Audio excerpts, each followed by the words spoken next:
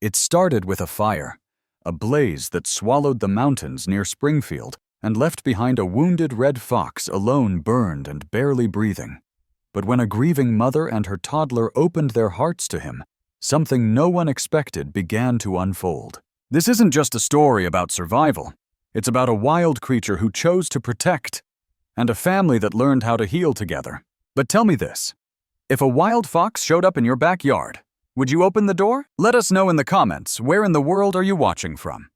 We'd love to hear your story. The last light of a sweltering August sun cast a molten glow over Springfield, Oregon, a quiet city nestled against the sprawling Cascade Range. Smoke hung in the air like a shroud, drifting in slow, choking waves from the forest fire, still burning unchecked miles to the east. The sky, once a bright summer blue, had turned a hazy ochre, and the scent of scorched pine clung to every surface. Ash fluttered down like snowflakes, powdering the rooftops and sidewalks in a ghostly dusting of gray. Rebecca Monroe stood in her overgrown backyard, a garden hose coiled at her feet, forgotten. She was 37, tall and slender, with sun-bronzed skin and chestnut hair tied in a hasty bun. Her eyes, a deep forest green, were ringed with fatigue. Too many nights without sleep, too many calls from frantic animal owners. As a veterinarian who had worked both in clinics and wildlife rescue centers, Rebecca was no stranger to emergencies. But something about this fire felt more personal. Perhaps it was the heat, or the way it lit up the ridgeline like a funeral pyre. Or perhaps it was the silence. No birds, no rustle of squirrels, only the distant crackle of fire and the drone of helicopters in the smoke-laden sky. She glanced toward the small house behind her. Through the window, her daughter Ella waved with chubby fingers.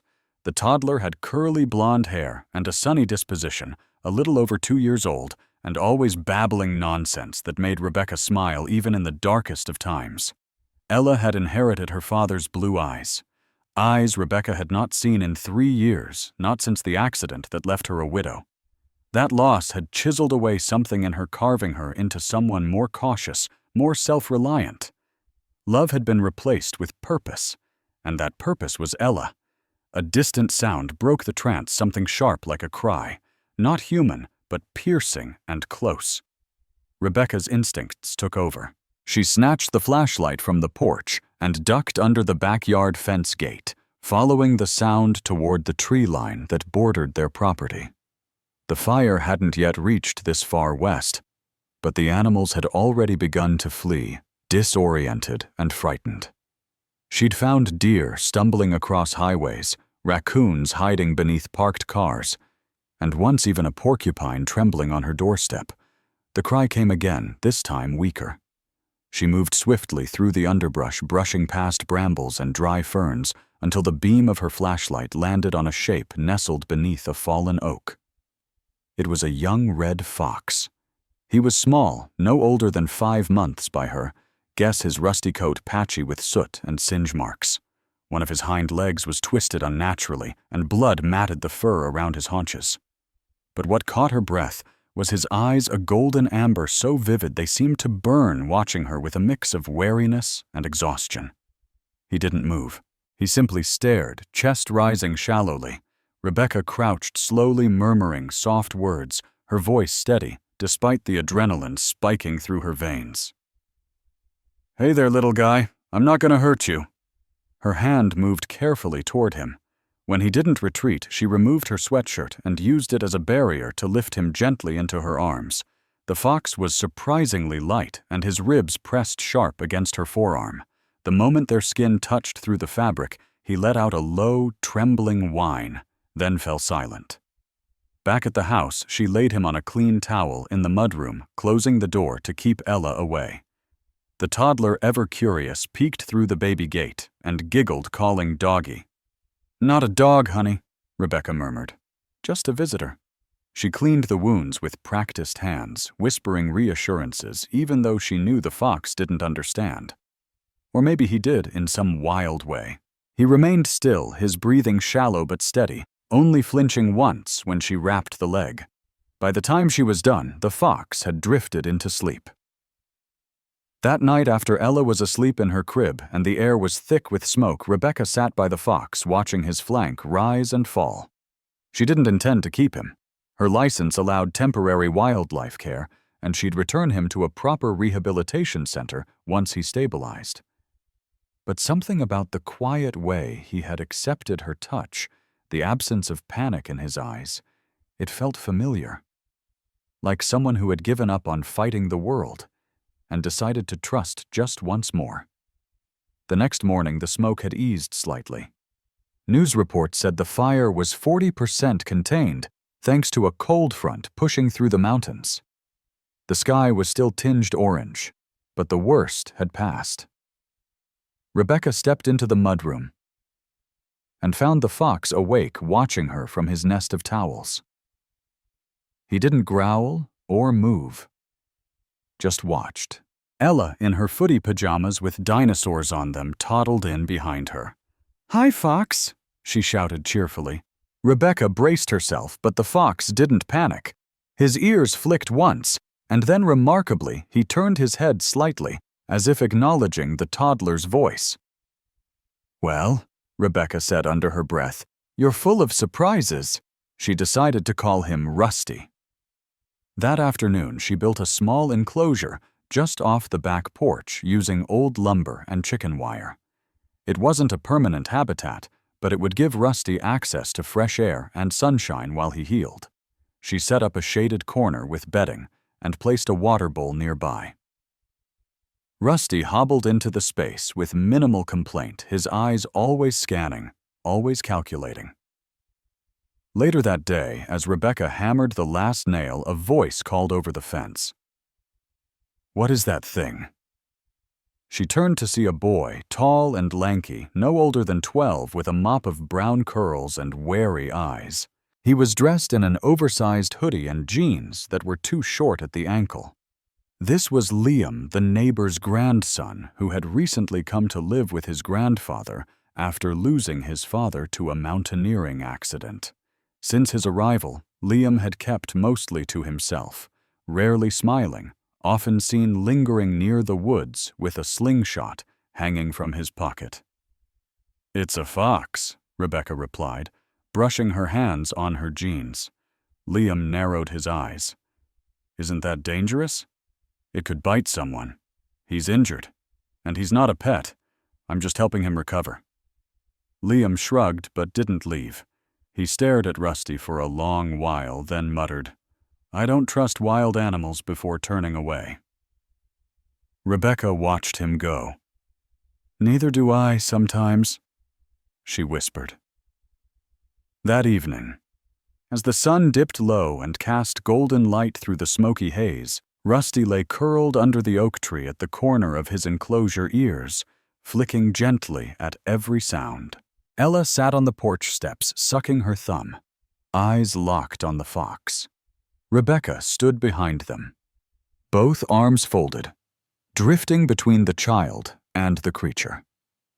The fire in the hills still glowed faintly, but here in their little patch of earth, something quiet and healing had begun to take root. The smoke had mostly cleared over Springfield by morning, and for the first time in days, sunlight spilled through the kitchen window in beams of gold. Rebecca Monroe stood at the counter slicing bananas for Ella's breakfast, occasionally glancing out toward the small enclosure where Rusty, the young red fox, was curled beneath the shade of a tarp. His recovery had been steady, if cautious. The swelling in his leg had lessened, and though he still limped, he no longer flinched when she approached. Ella sat in her booster seat at the kitchen table, cheeks puffed with fruit and oatmeal. Her mop of blonde curls was tangled from sleep, and she patted the tray rhythmically with a spoon, babbling to herself. Rusty sleep, Rusty nap, Rusty fox. Rebecca smiled faintly.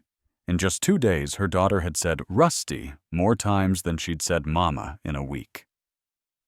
The morning was slow. After cleaning up breakfast, Rebecca brought out her field notes. Though she hadn't worked formally with wildlife in over a year, old habits crept back quickly.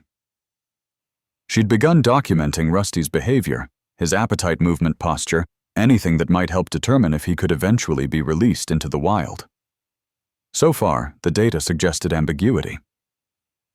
He was alert but oddly quiet, more observant than reactive, as though he were measuring the world with some internal ruler humans couldn't see. Around mid-morning, the doorbell rang. Ella shrieked with delight, thinking it was a game, while Rebecca wiped her hands and moved to answer it. On the porch stood a man in his early 60s with wind-worn features and a sturdy frame. His silver hair was tucked beneath a trucker cap that read Springfield Feed and Farm, and a pair of calloused hands clutched a paper bag. "Morning, Miss Monroe," he greeted, voice a gentle baritone. "Heard you took in a Firefox. Good morning, Mr. Pierce," Rebecca said, recognizing her neighbor 2 houses down. "Word travels fast. It's a small town," he said with a half grin. "Figured you might need some raw chicken scraps. Leftovers from my traps. Foxes like 'em usually." Rebecca accepted the bag with gratitude. "Thank you. That's very kind."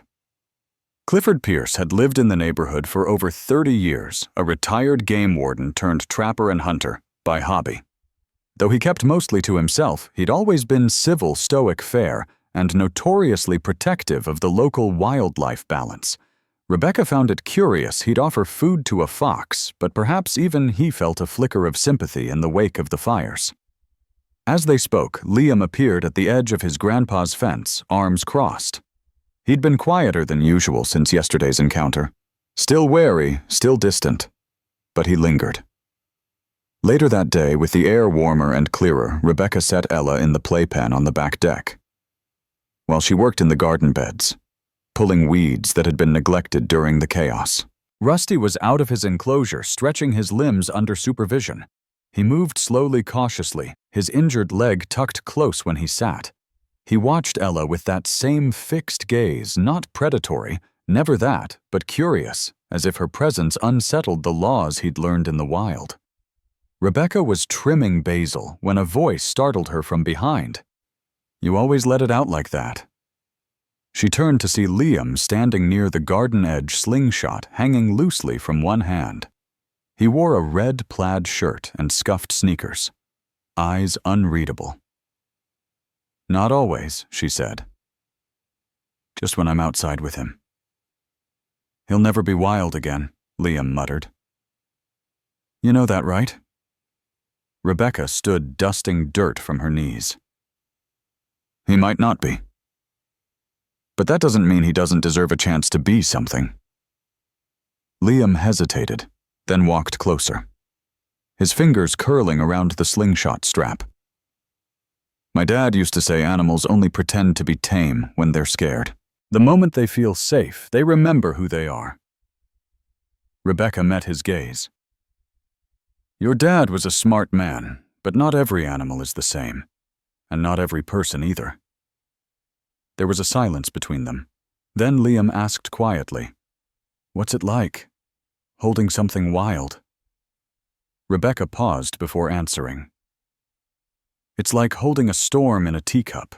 You respect it. You prepare for it to spill. But sometimes it just stays still." He nodded once and walked away without another word. That evening, as dusk approached, Rebecca let Rusty stay just a little longer outside. Ella sat with her on the blanket in the backyard, babbling as she poked at dandelions. The red fox lay just a few feet away, his ears twitching with each breeze tail curled tight. Suddenly, a low growl rippled from Rusty's throat. Not loud, but enough to freeze Rebecca's spine. She looked up and spotted a calico cat on the edge of the yard, fur bristling and tail high. The cat belonged to Ms. Dalton, an elderly woman who lived next door and was notoriously territorial. The cat hissed and took a step forward. Rusty rose to his feet, limping but deliberate. He didn't lunge. He didn't bark. He simply stood between Ella and the cat, back arched a soundless snarl behind his teeth. Rebecca moved quickly, scooping up Ella. "That's enough," she said firmly. The cat fled, and Rusty lowered himself back to the ground, breathing fast. That night, Rebecca journaled the incident. Rusty had not attacked. He had defended. Reacted to a perceived threat with presence, not aggression. It wasn't something you expected from a fox, especially not a recovering one. Later, she stood at the window with a cup of tea, watching the yard bathed in moonlight. Rusty lay in the corner of his pen, barely visible, a red shadow beneath the oak tree. There was something sacred about the stillness, about the trust, about the way a wild animal had quietly made himself at home. Morning in Springfield carried a crispness that hinted at early fall. Though the wildfires had retreated eastward, their memory lingered in the form of charred trees and blackened patches along the distant ridges. A cool breeze swept through the backyard, rattling the dry leaves of the oak tree under which Rusty often lay. Rebecca Monroe stood barefoot on the back deck sipping coffee, her long sweater drawn tight against her frame. Her green eyes tracked the small red fox now sunning himself just inside the enclosure, his coat brighter, his body steadier, though he still favored his right leg. Inside the house, 2-year-old Ella sat in the living room surrounded by a colorful chaos of wooden blocks and picture books. She had begun developing a pattern each morning after breakfast. She would shuffle over to the back door, press her tiny face against the glass, and whisper, "Rusty," as though conjuring a spell. To her, he wasn't a wild creature. He was simply the quiet guardian who lived beneath the tree. Rebecca finished her coffee and returned indoors, setting the mug on the counter just as a knock echoed from the front door. When she opened it, a woman stood waiting, tall, lean, with salt and pepper hair cropped close to her scalp. Her features were sharp, made sharper by the round, wire-framed glasses perched on her nose. She wore a ranger's uniform, boots dusted from the trail, and held a clipboard in one hand. "Rebecca Monroe?" the woman asked. "Yes." "Ranger Dana West. I'm with Oregon Department of Fish and Wildlife. May I come in?" Rebecca blinked. "Of course," she said, stepping aside. Inside, Ranger West took in the surroundings, modest, clean, with signs of a toddler's reign in every corner. Her voice was clipped but polite. "We received word from one of your neighbors, Clifford Pierce. I believe that you're housing a juvenile red fox." "That correct?" Rebecca nodded cautiously. "Yeah, injured in the fire. I've got my temporary wildlife care permit. I saw your name on the registry." West confirmed, flipping through her clipboard. "This is just a routine check. We have to ensure the enclosure meets containment standards and that the animal's not being improperly habituated." Rebecca led her through the back door to the enclosure.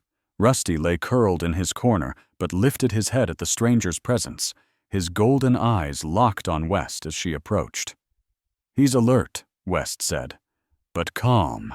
Not typical behavior for a young fox. He's always been a little different." The ranger crouched, inspecting the structure. She took notes, tested the locks, and observed Rusty's movements without attempting contact. Back inside, she concluded, "Your setup's solid. The permit is valid, and there's no sign of mishandling." She hesitated, then added, "However, I'd caution against letting your daughter too close. The fox's behavior is unusual and unpredictable." Rebecca folded her arms. "He's never shown aggression. All wild animals are capable of turning, especially when pain or fear is involved." West's tone softened. "I'm not here to take him. Just be mindful. The line between trust and danger is thinner than most people realize." After she left, Rebecca sat on the porch steps, her thoughts tangled. She knew West was right. But Rusty had not only adapted, he had chosen calm over flight protection over fear. That meant something. Later that afternoon, while Ella napped, and Rusty lounged outside, Liam appeared again, dragging a short plank of wood and a plastic crate behind him. "I'm building a shelter," he said without preamble. Rebecca, kneeling in the garden, looked up in surprise. "For what? For squirrels?" Liam replied, as if it were the most obvious thing in the world. "We've got a bunch now, and they keep stealing Grandpa's tomatoes. I thought if I made them a feeding box, maybe they'd stop." She smiled. "That's very diplomatic of you." He shrugged. "I guess I'm just trying." They worked in companionable silence for a while. Then Liam said quietly, "That ranger lady, she came to check on Rusty." "Yes. She gonna take him, no. But she reminded me he's still wild." Liam nodded, thoughtful. "So was my dad, sort of. Never stayed in one place long. Said the woods made more sense than people." He didn't look up. He died trying to rescue a trapped hiker near Diamond Peak. Got caught in a rock slide. Rebecca set down her trowel. "I'm sorry." "It's okay," he said. I guess I stopped trusting wild things after that. Thought they were the reason I lost him." He glanced toward Rusty. "But that fox, he doesn't feel dangerous. Just, like he's looking for a place to belong." That evening, Rebecca brought Rusty inside for a brief observation. She laid a clean blanket on the mudroom floor, set out food, and sat nearby with her field journal. Rusty limped in slowly, sniffed the room's familiar scents, then lay down in a patch of waning sunlight near the door. Ella tiptoed into the doorway in her fuzzy pajamas, thumb in mouth. When Rusty looked up, she said softly, "Hi, Red."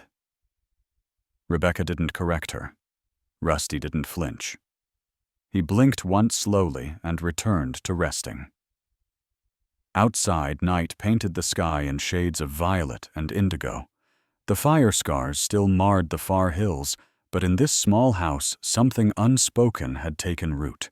A wounded fox, a child, a boy rebuilding a wall he once swore he'd never touch. The house no longer just held a shadow of Red. It was becoming a home where shadows turned to shelter and walls turned into bridges. The first rain in weeks came suddenly, as if the sky had finally surrendered. It rolled over Springfield with a heavy sigh, drumming against rooftops and saturating the scorched earth that still carried the ghosts of wildfire. The air smelled of petrichor and pine sweet and damp, washing away the ash that had lingered too long in the crevices of the town. Rebecca Monroe stood at the living room window in the soft glow of evening, arms crossed, watching the droplets race down the glass. The gentle sound of rain blurred the sharp edges of her thoughts. Rusty's enclosure, while solid, wasn't meant for sustained rain. The tarp covering it sagged under water weight, and the bedding would surely be soaked by morning. Rebecca hesitated. She had promised herself she wouldn't blur the boundaries between wild and domestic, but promises rarely held firm in the face of compassion. She turned and headed for the back door, a towel over her shoulder, her boots already wet from her earlier inspection. Rusty met her at the gate of his pen. His fur was damp, his golden eyes watchful but trusting. Rebecca opened the gate and knelt beside him. "Come on, Red, just for tonight." She lifted him gently, wrapping him in the towel like a child. He didn't resist, only tucked his snout into the crook of her arm. Inside the mudroom had already been prepped. A thick dog bed, clean towels, and a heating pad near the wall. Rebecca set him down, dried him as best she could, and left him to settle while she checked on Ella. The toddler was sprawled in her crib arms, flung wide curls sticking to her cheeks in the humid air. Rebecca brushed them aside with a mother's habitual tenderness, then returned to the mudroom and sat nearby, notebook in hand. Rain pattered on the roof.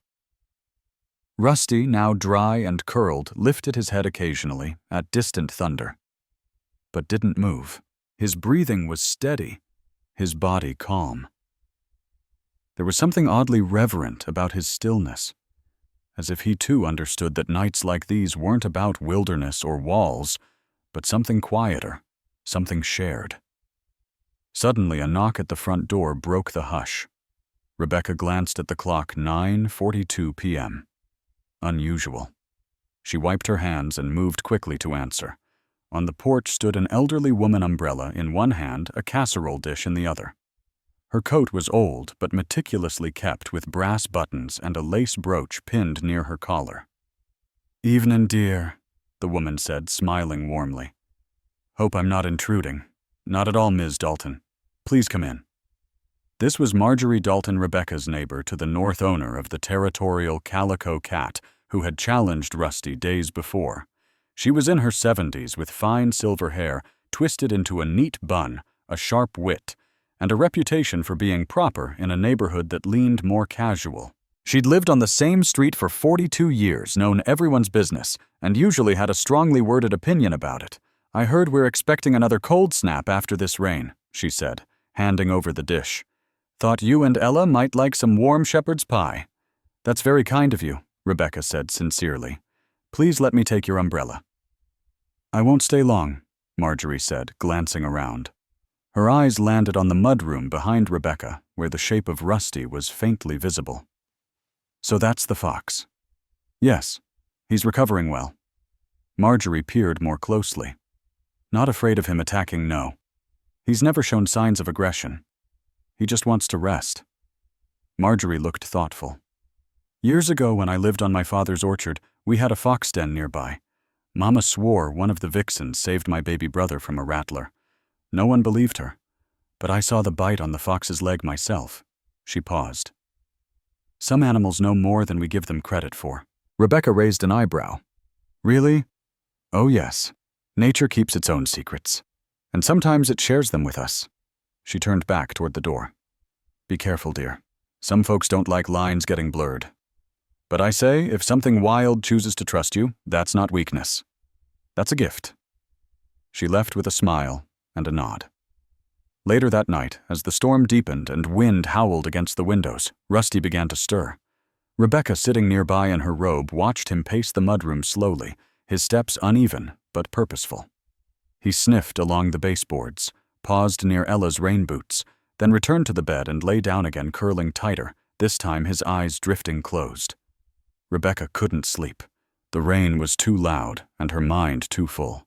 She moved to the kitchen and poured herself a small glass of wine. As she leaned against the counter, she heard soft footsteps behind her. Liam. The boy stood in the open doorway, his hoodie damp and clinging sneakers muddy. The light was on, he explained, eyes averted. "Grandpa fell asleep. Rebecca handed him a towel. "You okay?" He shrugged. "Couldn't sleep. Too loud. Me too." He dried his face and looked toward the mudroom. "He's inside. Just for tonight." Liam nodded slowly, then moved closer. "Do you think he knows we saved him?" "I think he knows he's safe," she answered. He crouched near the threshold, gazing at Rusty. "Sometimes I pretend I'm a fox," he said quietly. "When it's loud or scary, I imagine I can hear better, smell better, run away faster. But foxes don't run forever. Right." Rebecca's voice was soft. "No, not forever." He didn't stay long, just sat in silence, then left with a small wave and the towel still clutched in his hand. At midnight, the storm began to ebb. The house sighed into quiet. Rebecca, finally tired enough, curled on the couch under a blanket and drifted into sleep, the sounds of rustling leaves and steady rain tapping like a lullaby. In the mudroom, Rusty lifted his head once more. He limped slowly to the closed door that separated him from the rest of the house and sat. His ears twitched. His nose moved. And then he lay down at the seam of the door, like a sentry, half wild, half healed, a red shadow beneath a roof of warmth. The weather in Springfield had taken on a fragile softness, as though nature was trying to make amends for the flames it had allowed to ravage the hills weeks prior. Sunlight came filtered through the golden leaves, and the breeze that moved through Rebecca Monroe's backyard carried the scent of damp earth and distant pine.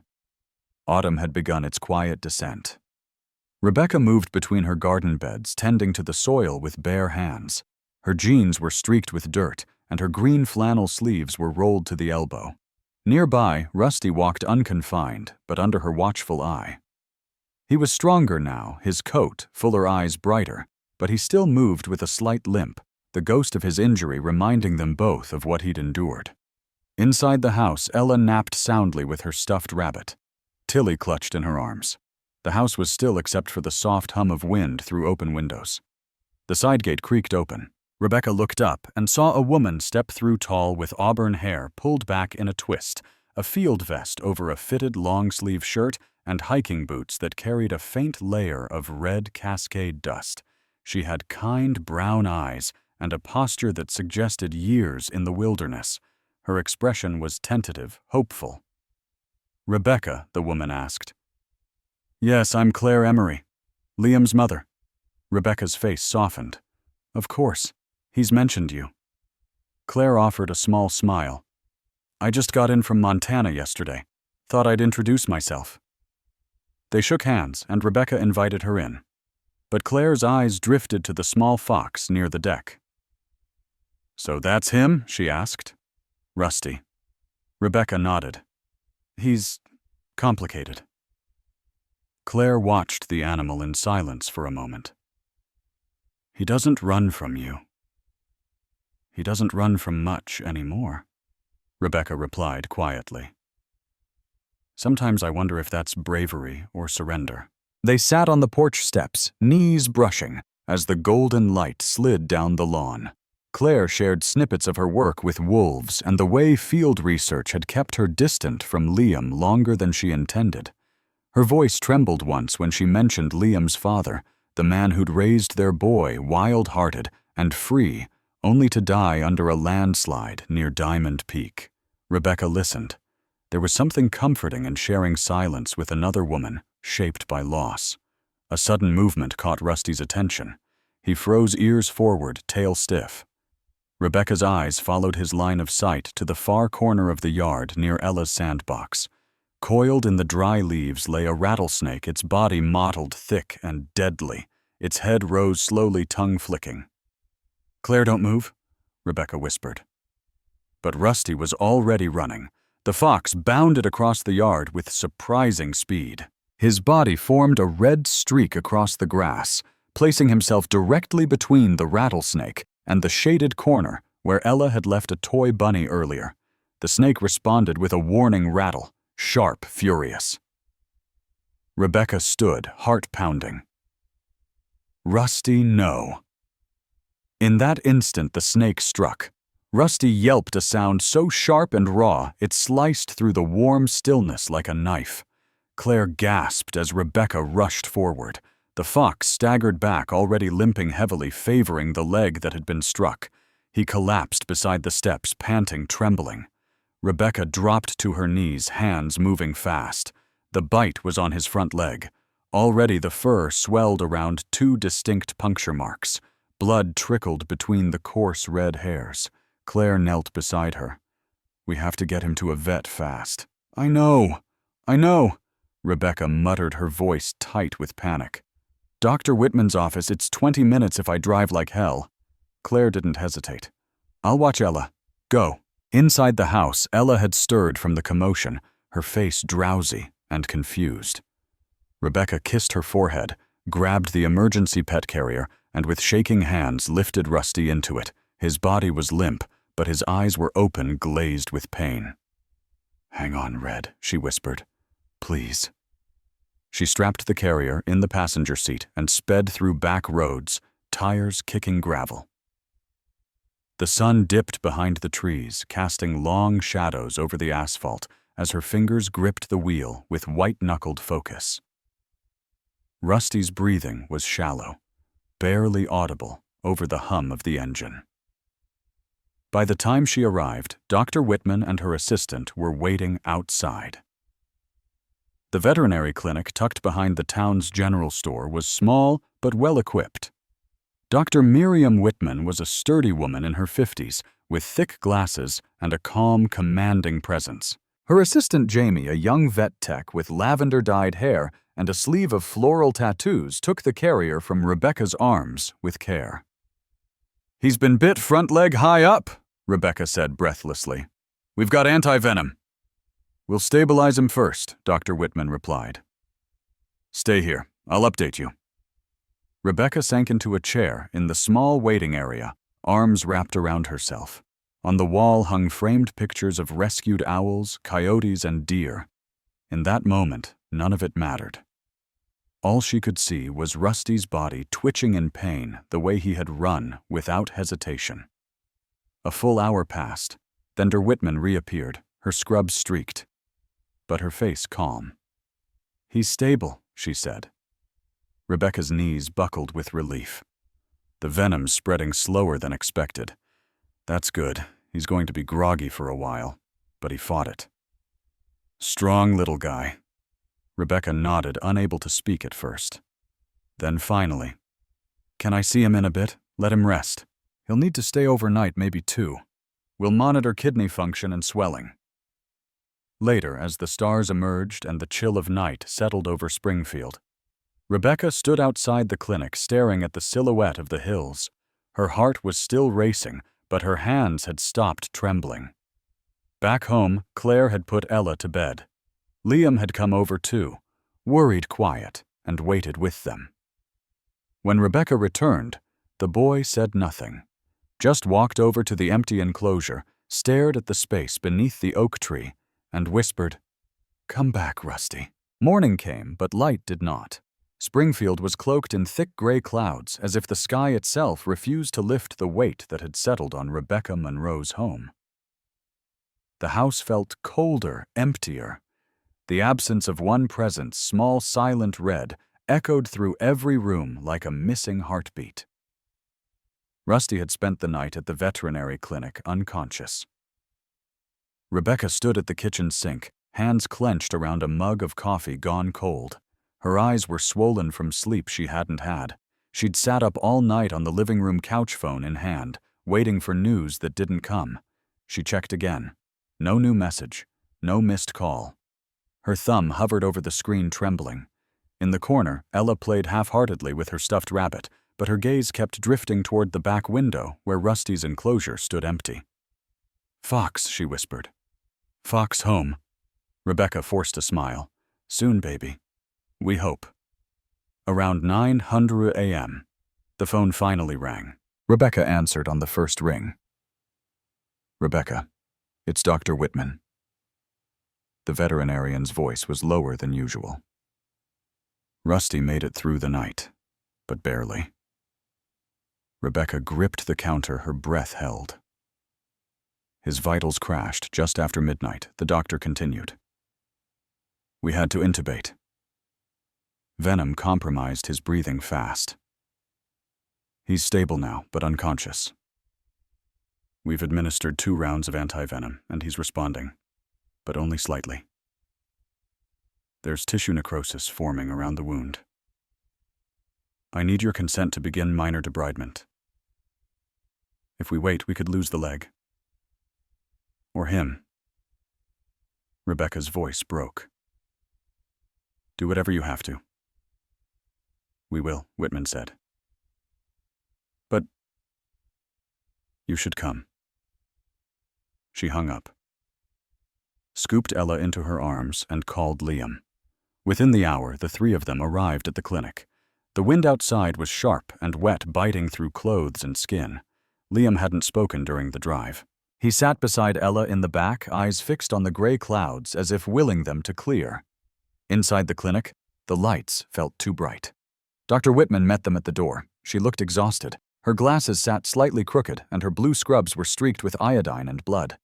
"He's alive," she said gently, "but very weak. The venom did more damage than we expected. His lungs are inflamed. His blood pressure is barely holding.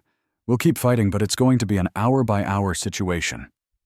"I want to see him," Rebecca whispered. She and Liam followed Whitman into the treatment room. Rusty lay on a heated blanket, his small chest rising in shallow, irregular breaths. An oxygen tube sat near his snout, and his front leg had been shaved, exposing raw, reddened flesh around the swollen wound. His fur was damp with antiseptic. His eyes didn't open. Rebecca crouched beside him, her hands hovering just above his side, afraid to touch. "Hey, Red," she said, her voice breaking. "You've got to stay. You hear me? You've got to stay." She stayed like that, for what felt like hours. Liam stood behind her, fists clenched, shoulders rigid. Then, as if something cracked inside him, he stepped forward and knelt. "My dad used to say there's a fight in everything worth saving," he murmured. "Rusty, you saved Ella, so now you've got to save yourself." "Okay." He pulled something from his pocket, a torn piece of red flannel, and placed it near the fox's paw. "This was Dad's," he added quietly. "He used to wear it whenever we went hiking." Later that afternoon, Rebecca returned home with Ella. Liam asked to stay behind, and Dr. Whitman allowed it, promising to call if anything changed. At home, Rebecca couldn't eat. She cleaned not because anything was dirty, but because she needed to move. She scrubbed Rusty's enclosure, fixed the tarp that had sagged in the rain, folded every towel in the house twice. Ella fell asleep with Tilly clutched tight, whispering Rusty's name like a lullaby. The call came just after sunset. Rebecca's hand shook as she answered. "It's Dr. Whitman," came the voice, rushed but energized. "He's awake." "What?" He opened his eyes. "Rebecca," he lifted his head. "He's breathing on his own again. He's not out of danger, but it's a turn." She sank to her knees in the hallway, tears streaking down her face. "Liam's with him," the doctor added. "He hasn't moved in hours." But I think Rusty responded to his voice. He twitched when Liam touched his side. That night, Rebecca returned to the clinic alone. When she entered, Rusty was still weak, but he lifted his head slightly as she came close. His eyes were foggy but aware. She stroked his uninjured flank gently. "You stubborn little flame," she whispered. "You came back." Dr. Whitman approached, arms folded. "He's going to need weeks of recovery. We'll have to monitor organ function, and he may lose some use of that leg. But his will to survive?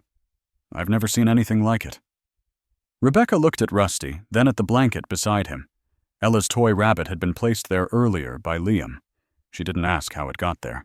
The fog rolled in with the morning soft and slow, wrapping Springfield in a hush of gray and gold. From her kitchen window, Rebecca Monroe watched as the mist curled around the base of the oak tree in her backyard, making the garden seem like a memory just beginning to return. Inside, the world was beginning again, tentatively, gently. It had been 5 days since Rusty came home from the veterinary clinic. 5 days of syringe-fed water-warm compresses, trembling limbs, and whispered encouragement. His wound was healing slowly. The tissue around the bite had darkened, but stopped spreading, and the infection had been pushed back with antibiotics and antiseptic baths. He still couldn't walk on his front leg, but he moved now, if only to shift closer to Ella when she came to sit beside him on the floor. This morning, she had padded into the mudroom in her fuzzy socks and dinosaur pajamas, holding Tilly in one hand and a slice of banana in the other. Rusty lay curled in his blanket, head low, ears twitching. When she sat beside him, he lifted his head, sniffed, and after a long hesitation accepted the offering of fruit. Rebecca, watching from the doorway, blinked back a tear. "You just wanted to prove you're harder to understand than any wild textbook," she whispered. That same day, Claire Emery came by again. She brought a folded chair, a thermos of hot tea, and a notebook filled with field observations, except this time her subject wasn't wolves, but Rusty. She sat quietly with Rebecca on the porch, while Ella played with toy blocks near the step, stacking them into crooked towers. Rusty lay just inside the screen door, one eye half open, the other hidden beneath his paw. "I've never seen anything like it," Claire said, her voice low and reverent. "Every instinct says he should be withdrawing. But he's not. He's choosing proximity." Rebecca nodded. "He still flinches sometimes. If the wind slams a door, if a stranger moves too quickly. But not from us, not from Ella." Claire glanced at her son, who sat beneath the oak tree sketchbook in his lap. Liam had started drawing again, his pages filled with trees, foxes, and flames. Rusty was there too, rendered in pencil strokes that were careful and bold at once. "You know he hasn't stopped visiting the enclosure since Rusty came home," Claire said softly. "Every morning, every night, like he's guarding something." Rebecca exhaled. Maybe he is. That afternoon, Rebecca allowed Rusty outside for the first time since the bite. She laid down a soft blanket near the base of the oak and opened the back door.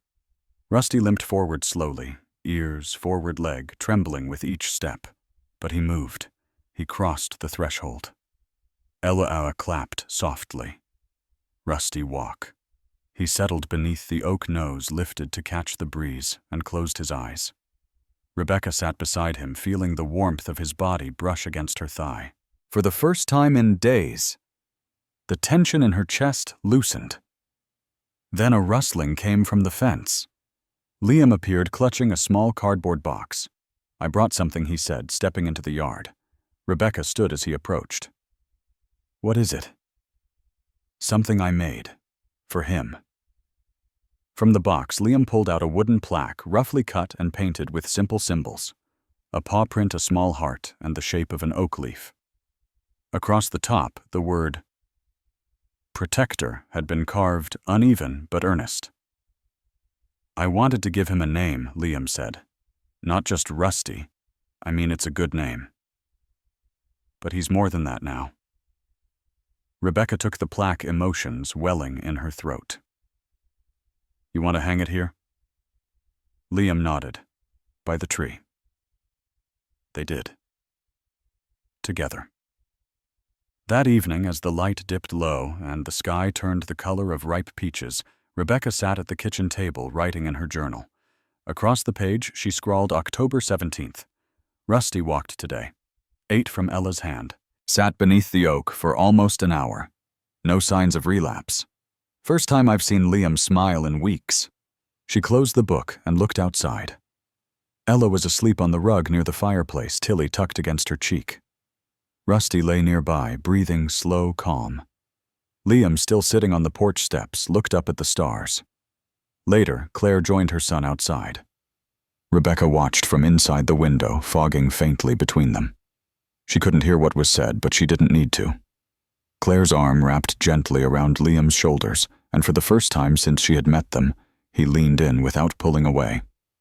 When night fell fully, Rebecca stepped into the mudroom to check on Rusty one last time. He stirred slightly, blinking up at her.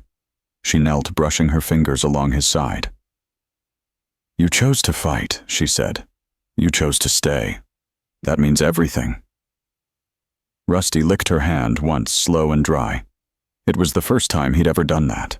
Outside, the plaque Liam had made swung lightly in the wind, catching the moonlight. Protector. A fox, a child. A boy healing from grief.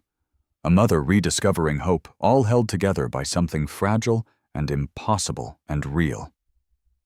Trust born not from taming, but from the kind of wild loyalty no science could explain. The first frost arrived in Springfield like a whispered promise, white edges on fallen leaves, a thin veil over the lawn, steam curling from every breath. Rebecca Monroe stood on the back porch, wrapped in a heavy wool cardigan, her fingers curled around a mug of cider. Her gaze swept the yard where the oak tree towered roots stretched deep into earth, now stiff with winter's breath. And beneath it, like a sentinel of the old world, and the new, lay Rusty. He had healed mostly. The puncture wound on his front leg had become a raised scar beneath fur that had grown back slightly paler. He still limped, but no longer with weakness. His steps were slow, calculated, the gait of an animal who had walked close to death and come back with reverence for each motion. Ella came toddling through the open sliding door, bundled in a red puffer coat, her cheeks flushed pink. Tilly, the stuffed rabbit, dangled from one mittened hand. She walked straight toward the oak where Rusty lifted his head in greeting. Rusty, she squealed with delight. The fox stood carefully stepping toward her with the quiet dignity of a creature who had once run wild. When she knelt beside him, he bowed his head, allowing her to press her forehead gently to his. From the side gate came the familiar sound of hinges creaking. Liam appeared, a backpack slung over one shoulder, wearing a flannel shirt and knit cap. Taller now, or maybe just standing straighter. Since the night Rusty had returned from the brink, Liam had changed. The slouch in his walk was gone, replaced with quiet intent. He still didn't talk much, but when he did, the words were measured and meaningful. Rebecca stepped down from the porch and met him near the garden beds, which now slept under mulch and frost blankets. "You're early." He smiled faintly. "Grandpa's taking Mom to the station. She's catching the train back to Portland. I said I'd walk here. Rebecca nodded. Still drawing, Liam opened the flap of his backpack and pulled out a spiral-bound sketchbook. On the open page was a charcoal drawing of Rusty standing beneath the oak tree, flanked by a child and a shadowy mountain skyline behind them. The fox looked older, wise, almost mythic. You gave him a story, Rebecca said, looking at the image. He gave me one, Liam replied. As they approached the oak, Rusty looked up. His gaze swept both Liam and Rebecca ears, twitching, body at ease.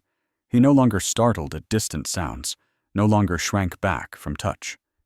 What he did now, more often than not, was watch, as if constantly aware, present, choosing. Rebecca sat beside him on the blanket she had laid out earlier. Rusty, she murmured, today's the day. The plan had been weeks in the making.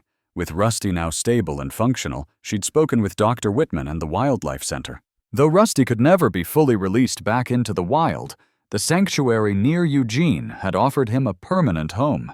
A sprawling acreage with protected forests, natural burrows, and a small community of non-releasable foxes. A place where he could live as wild as possible safely. He's ready, Rebecca said. And he deserves it. But her voice broke halfway through. Liam sat beside her and didn't speak. He simply reached out, resting his fingers near Rusty's paw. Claire arrived an hour later in a donated transport van from the wildlife sanctuary. She stepped out wearing her ranger's vest, clipboard in hand, her eyes softer than usual. This won't be easy, she said, crouching beside them. But he'll be okay. Rebecca nodded.